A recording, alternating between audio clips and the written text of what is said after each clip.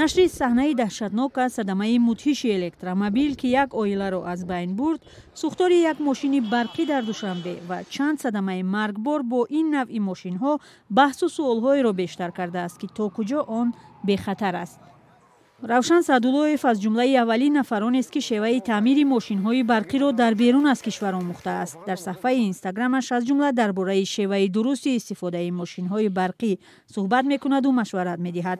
мегӯяд бисёре аз ронандагони мошини барқӣ дар бораи он маълумоти зарурӣ надоранд. вақте ки мошина электромобил мехарӣ якумбора бояд 5000 километр бигарди маслаи редукторша иваз кунӣ. як масъала дорад, маслаи редуктор. баъд дига баъди ӯ ки алиш кардӣ бояд 75 ба 90 постоянно 10000 километр. 10000 зиёд мумкин нест.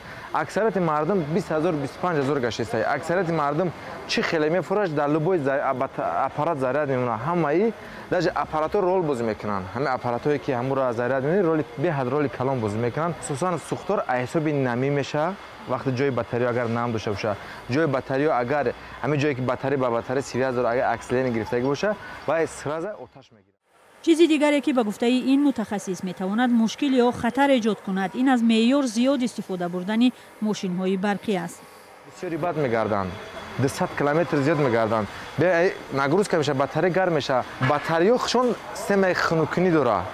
ҳамин системаи хунукуниро ҳар як инсон бояд тафтиш кунад. Я 3 моҳ баъд 4 моҳ баъд ҳамун системаи вентиляцияша бояд хунукунӣ киша аҳамият буда. вақте батария гарм шид ба дар гирифтан омода мерасад.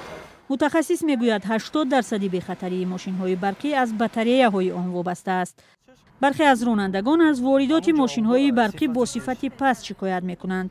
аммо ба андешаи сафар ронандае ки беш аз 5 сол боз бо мошини барқӣ таксиронӣ мекунад, як омили риоя нашудани қоидаи бехатарӣ аз сӯи махсусан таксиронҳо ба вазъи молӣ ва талаботи сахти ширкатҳо вобаста аст.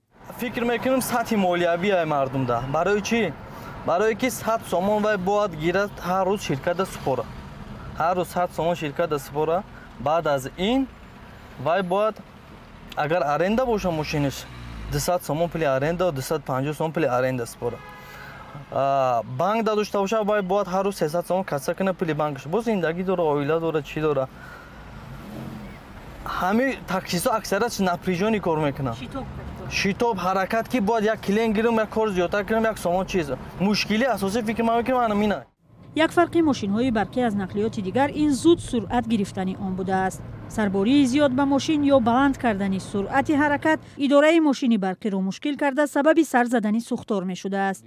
мутахассис Фирӯз Ҷобиров аз як нуқтаи муҳими дигар ёдрас шуд. ҳозир автомобилҳои барқӣ дар ҷумҳурии Тоҷикистон чизи нав буда,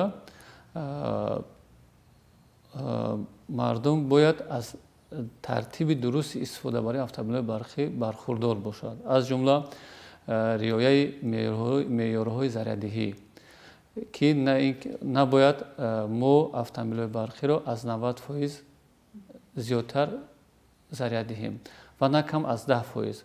фирӯз дар кафедраи истифодабарии нақлиёти автомобилӣ дар донишгоҳи техникӣ ба номи Осимӣ дарс мегӯяд. ба бовари ӯ сару садоҳо оиди таъсири бади мошинҳои барқӣ ба саломатии одамон асоси илмӣ надорад. ба гуфтаи ӯ дар маҷмӯъ истифодаи нақлиёти барқӣ дар шароити Тоҷикистон мувофиқ ва қулай аст. автомобилҳои барқӣ аз ҷиҳати иқтисодӣ каммасраф аст ва аз ҷиҳати экологӣ тоза ҳастанд ва паҳлӯи асосиш аз он иборат аст ки вобастагии ҷумҳурии Тоҷикистонро аз воридшавии маводи сух аз дигар давлатҳо кам месозад. автомобилҳои барқӣ на он қадар хатарнок ҳастанд, яъне ки ба шароити ҷумҳурии мо мувофиқ ҳастанд. яъне автомобилҳои барқӣ дар шароити иқлими сард мувофиқ нест, чунки дар шароити иқлими сард заряди автомобилҳои барқӣ қувваш паст шудан мегирад, яъне ки тез паст мешавад, яъне ки дар онҷо аз печка истифода мебаранд, аз дигар истифода мекунанд. ба шароити ҷумҳурӣ бисёр ба мақсад хеле мувофиқ ҳастанд. имсол барои аввалин бор дар донишгоҳи техникии ба номи Осимӣ ихтисоси махсуси нақлиёти барқӣ роҳандозӣ шудааст. талабгорони таҳсил дар он зиёд буданд.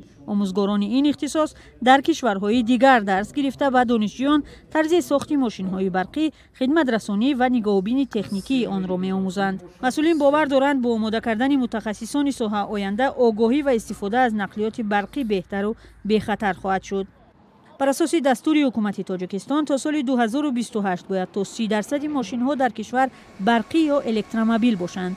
طبق اطلاع رسمی تنها دوام 3 ماه اول این سال به کشور بیش از 6000 نقلیات برقی وارد شده است.